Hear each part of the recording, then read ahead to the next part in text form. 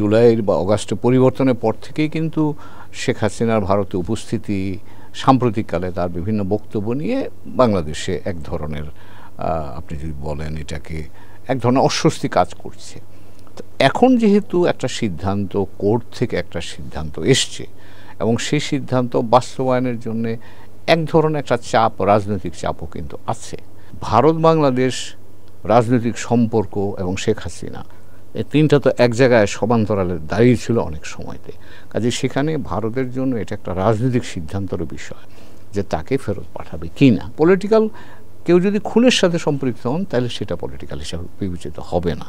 কিন্তু আবার এটাও আছে যে পরে যে যদি মনে হয় যে ট্রায়ালটা ফেয়ার হয়নি তাহলে সেখানে কিন্তু ভারত বা যে কোনো বাংলাদেশ তারা এই যার বিরুদ্ধে অভিযোগ আছে তাকে ফেরত নাও দিতে পারে। ভারত এই অঞ্চলের সবচেয়ে বড় শক্তি। তারা এখন অ্যাসপায়ারিং পাওয়ার যদি বলি, তারা এখন আরও বড় জায়গায় যেতে চায়।